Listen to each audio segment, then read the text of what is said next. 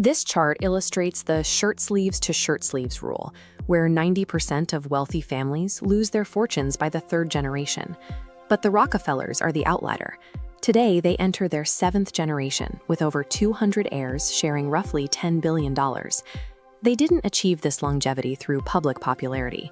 A century ago, John D. Rockefeller was the most hated man in America, viewed as a monopolist whose reach strangled the government and the economy for personal gain. The Rockefellers survived because they converted their fortune into a permanent system of institutional control, designed to withstand the decay that destroys other dynasties. The foundation of this system began with John D. Rockefeller Sr. He viewed the early oil industry as a waste of resources, believing that the only way to ensure profit was to eliminate competition entirely. He weaponized secret deals with major railroads to secure shipping rebates, which forced freight costs for his competitors to levels they could no longer afford. During the Cleveland Massacre, he used this leverage to absorb 22 of his 26 rivals in a single 6-week period. This concentration of power eventually led to the 1911 Supreme Court ruling that declared Standard Oil an illegal monopoly and ordered its dissolution into 34 separate companies. The breakup actually increased his wealth. By retaining shares in each of the newly independent, highly profitable fragments, Rockefeller's personal fortune tripled, making him the world's first billionaire. This monopoly provided the raw capital for the dynasty, but it also created a massive level of public hostility that threatened the family's social and legal standing. In 1913, the National Guard and Company Guards attacked a camp of striking miners in Colorado.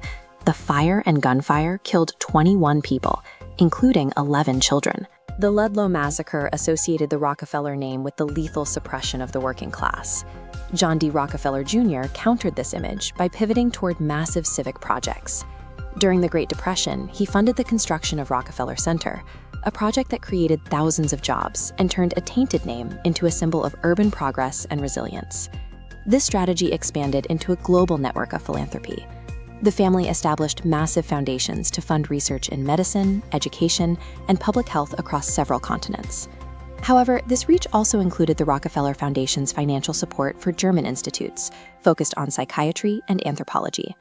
Throughout the 1920s and 30s, this funding backed eugenics research that helped provide the scientific veneer for later Nazi racial policies. These philanthropic efforts allowed the family to replace the image of a predatory monopolist with that of a global benefactor, creating a social shield that protected the dynasty from further public backlash. To maintain this standing across generations, the family had to address the two forces that usually dissolve wealth: the 40% federal estate tax and the spending habits of hundreds of heirs. Their solution was a complex trust architecture established in 1934. By moving assets into generation-skipping trusts in South Dakota, they shielded the principal from taxes and lawsuits. The system drips dividends to heirs under strict management, preventing any single descendant from depleting the fortune. While the trusts fortified the money at home, David Rockefeller worked to embed the family into the machinery of global geopolitics. David utilized Chase Manhattan Bank and the Trilateral Commission to influence trade and energy policy alongside world leaders.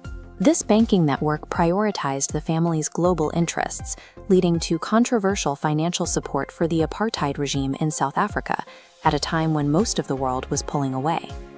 This combination of impenetrable domestic trusts and an expansive international banking network effectively removed the traditional limitations of both taxation and national borders.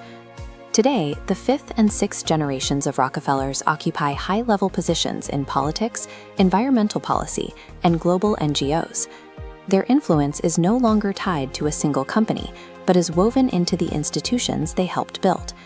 They achieved this through three specific mechanisms: trusts that bypass taxation, philanthropy that diffuses public anger, and a banking network that provides access to global power. The Rockefellers survived because we recognized that raw money is vulnerable.